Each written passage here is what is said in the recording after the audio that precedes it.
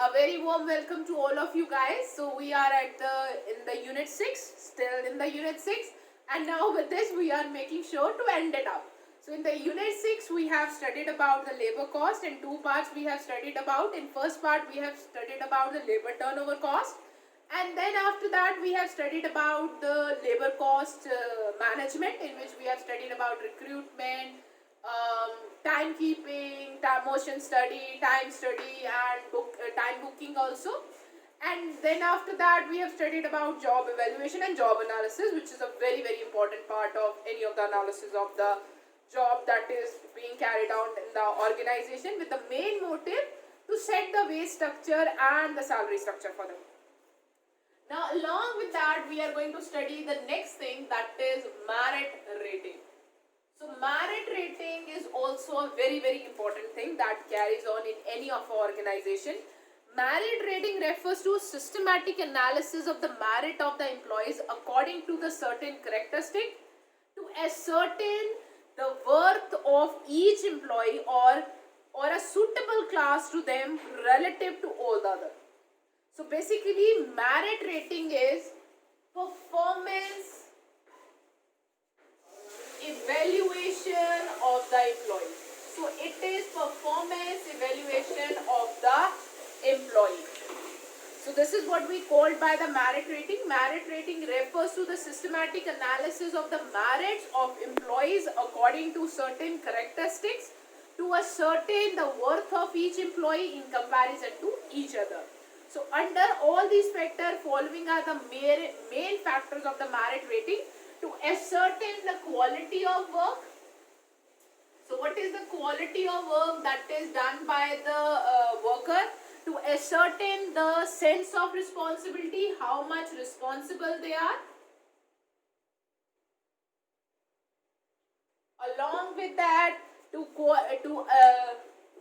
along with the quality, we have to ascertain the quantity of their work. It doesn't mean that they are spending 6 hours in performing one job, to make sure that the quality is very perfect. So with quality we also need quantity, initiatives and the efforts they are taking, how much they are into the management, how much you guys can say they are coming up with the ideas, and discipline, how much disciplined they are while performing the job, cooperation and honesty, integrity they have, sense of judgment, experience, skills, knowledge they have, team skills they have, team building behavior they have, extraordinary personal features, and attendance and regularity.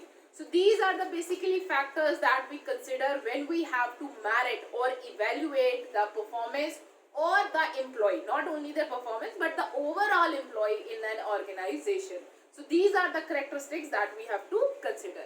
In ordinary word, the merit rating is an impartial evaluation of the merit and the qualities of a person, each of the person who is in the group, who is working in the organization. Different authors have the different way to express the merit rating. According to the F. Filippo, merit rating is a systematic approach or period as far as humanity possible, and impartial rating. So means the one who is doing the merit has to be a very impartial person of our employees' excellence in matters pertaining to his present job and to his potential for a better job. So basically why we do a merit rating as per the B. Filippo, merit rating is a systematic, periodic, and so far as humanly possible. You have to be impractical to evaluate that how an worker is working on a job, on a certain job that you are provided him in the organization, and how he has a potential to work more better, or how he can be shifted to the other job.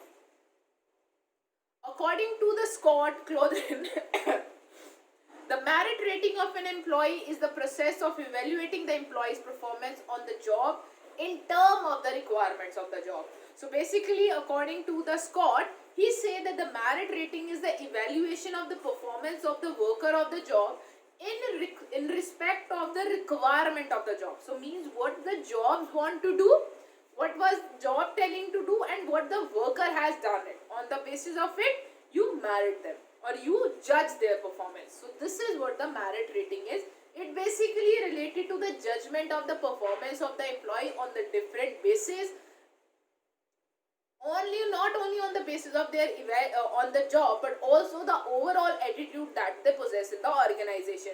So their quality of work, quantity of work, along with that the sense of responsibility, the integrity, the loyalty they have toward the organization, their input in the organization, their sense of responsibility, the discipline they possess, and the team spirit they have, integrity they have, the regularity in the organization. So all these factors are considered while we do for the merit rating. So there, when you are going for the merit rating, so there are different methods that you can that you can undertake to go with the merit rating. So for effective evaluation of any employee, these methods are generally followed. So when you want to go for the evaluation of any employee, there are different methods through which you can do a merit rating. So methods of merit rating. So first one is straight ranking method. Straight ranking method. So this is the oldest method, one of the most traditional method. Here employee is not separately treated from the job. Here the employee is not separately treated from the job and evaluated in the sense of the job he is doing or the requirements of the job and what he is performing. One person is compared with the other. This separates the efficient worker from the inefficient worker. So basically what we do in the straight ranking method, we compare the one person who is doing the same job with the other person who is doing the job with the other person who is doing the same job. So in this, one person is compared with the other person at the same job or at the same level, so that we can differentiate between the performance of the two workers and we can evaluate who is a more efficient one, who is a lesser efficient one. But this is not practical as all the people have a separate kind of qualities. If a person is efficient in a one job, the other may be efficient for the other one and you have placed him wrongly. Hence, the comparison is difficult between the two. To solve the problem, persons are evaluated in pair. This is known as pair comparison method also. So basically, sometimes the comparison can be done in a pair also. So that's why it is called pair comparison method. So this is a straight line method. You are comparing one person who is doing the same job with the other person who is doing the same job. So this is a straight ranking method. This method is simple, but it is defective. Firstly, to compare one person is difficult with the other. Every person have its own quality. So these are the demerits that is related to it. So after the straight line method, we have the second method which is called man-to-man comparison. So after the straight line method, we have second method, that is man-to-man comparison. So this is the second method that we have. This method of the merit rating, more variables are ascertained like leadership, qualifications, skills they possess, mentality they have, integrity they have. So basically in man-to-man comparison, in spite of just comparing the job, the one who is on a job with the other person who is at the same job, you compare person to person. So with that you can even note down the different skills or the different qualities that is possessed by the different person. After this, for each variable, a master scale is prepared in which for execution of each job, 5 stratas are mainly according to the qualities at two end of the scale. After there is a medium point, an average person is selected. Later on the two, so basically a scale is drawn.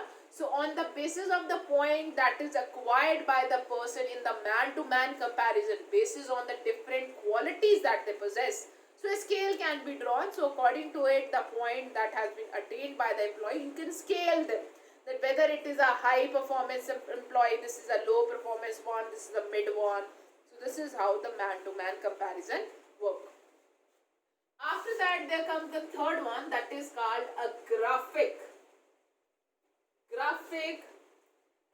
rating method. The next one is graphic rating method. So this is the third method. In this method, a form is used which an index of the quality for performance of the work is given. A scale is given in front of each merit on which the evaluation is noted that this merit is found out in the employee to what quantity and how much. So basically, in the graphic rating method, for example, there is integrity. You want to scale under it. So scale is given for the different point and you have to evaluate that after one level, two level, third or fourth or fifth level, up to what level the employee possess that skill.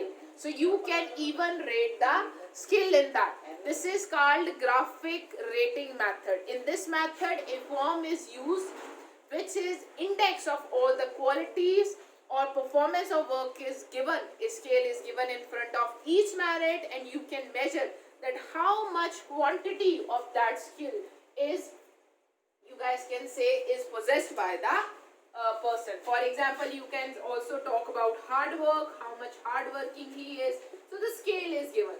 So you have to select the proportion of that thing also. So this is also called graphical. This is also called graphic ranking method.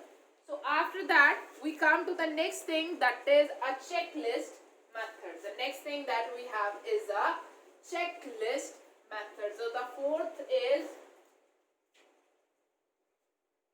checklist method. So in the checklist method, there are many different kind of, you guys can say, characteristic that is given.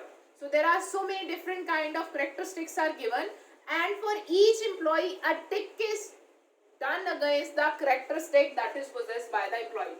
For example, hardworking, integrity, regularity, regular in the work, participative. So he is hardworking, he is not integral, he is regular, he doesn't participate. So this is what the checklist method is. So checklist method is known as questionnaire method also. The other name of the checklist method is the questionnaire method also. So this is also known as questionnaire method. In this method, for the accomplishment of a job, an index is prepared for the necessary merits, and evaluation reads that list to a person, and those merit that are found in him are plus, those who are not found in him are marked as a negative sign or as a cross sign. So after that is a forced choice description method. Next, fifth method that we have is a forced choice description method. So fourth choice description method is there. This is the fifth method. So in this method, employees are divided into group on the basis of a certain test. Then evaluators select two phases from the phases of merit which contain more descriptive or less descriptive one. So basically it is a forced choice method. The employees are divided into two groups and they are given with some test or with some, you guys can say, problem. And the workers which select the solution which are more descriptive in nature and distinguished from the workers which are less descriptive or less analytical in nature. Next is selection of critical incident method. In this method, such specific events are selected which are related to his job, like overcoming with anger at a work time, disinclination to the cooperation, suggestion to improvement in work and procedures, prohibition of future training. After that, these could be weighted in an order of importance and grade the job satisfaction. So this is a selection of a critical incident method, and the fifth one is field review. Last one is field review method. Under this method, evaluator asks the supervisor question about the workers. So in this, the one who is evaluating the worker, they are asking the supervisor, to those who are the people who are in a direct contact with the or they see or meet the employee every day to do the work. So they ask from the qualities that is possessed by the workers, how well they are and what they are doing. So this is a field review method. So the thing is that now we are going to study that what are the advantages of carrying out the merit rating. So there are so many advantages that is related to it. It is the scientific basis is available by the merit rating for all the person on the basis of information, their ability and comparatively know. So basically it's a very analytical method through which you can compare a one person or one employee with the other employee. Because of the merit rating, the persons know their ability and they can also try to improve it. Moreover, the organization also come to know about the weaknesses and the strength of the person, and he can be told in the same way where he need more improvement.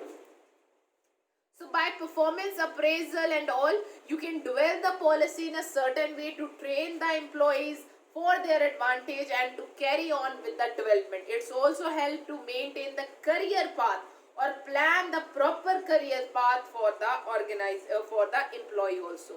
So that by the merit rating, the supervisor know the efficiency of the personnel working under him and he know his weakness, how to avoid them.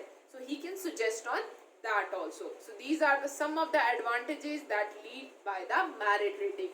So merit rating is a very important technique that is followed in the organization because it's provide a basis to evaluate the overall employee, not only related to the job, but the overall skills, strength and the weaknesses are highlighted, which can be improved or which can be reduced, making an employee more efficient or productive in the organization.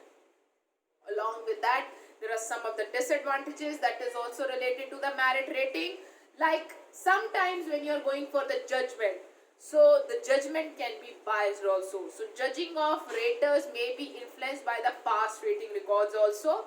So incentive methods introduced on the basis of the merit rating may not be always strong enough to attract better performance for the workers. Since human opinion involved in rating, this may lead to the biasness in the rating. So because there is a human element, so you can't avoid that. So there might be a biasness that is there. After the merit rating, now the next thing that we have to discuss is the idle time. So this thing also affect the labor cost in the organization.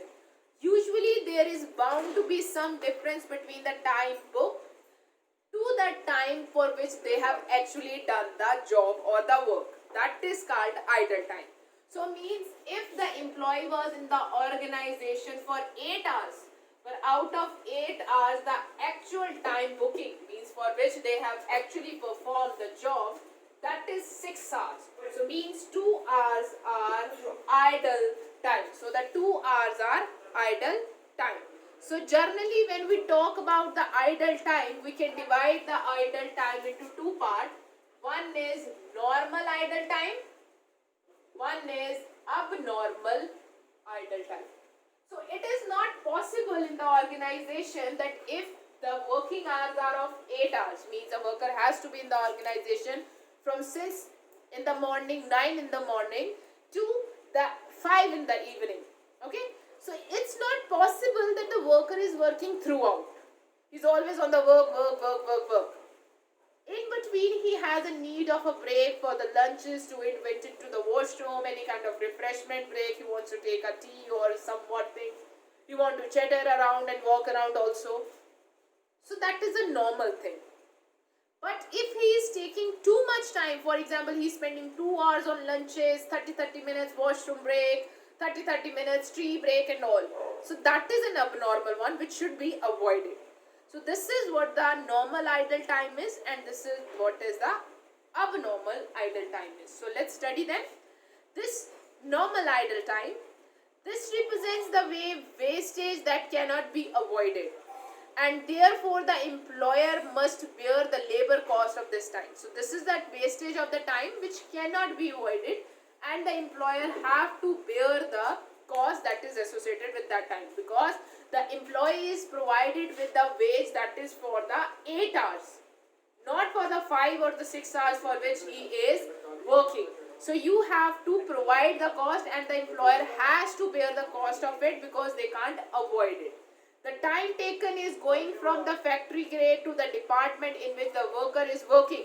Then again, the time from coming from the department to the factory grade is a normal but idle time. This time taken in packing up the work for the day, the time which elapsed between the completion of the job and commencement of the next job, time taken for the personal need and the tea break, time for the lost when the production is interrupted in between because of machine maintenance or machine got fault. So these are normal time. You guys can say normal idle time. Next thing we have is abnormal idle time. Next thing that we have to study is the abnormal idle time. So this is in that time wastage which can be avoided. For example of abnormal times are the time wasted due to the breakdown of the machinery on account of inefficiency of the worker, the time wasted on the account of the failure of the power supply, the time wasted due to the strikes and lockouts in the factory. So this is the abnormal time. So with this we have covered out all the aspect of the labor cost, and our unit 6 is over. So do go through your unit 6 that is given to you guys in your book, with quite a detail is given into it.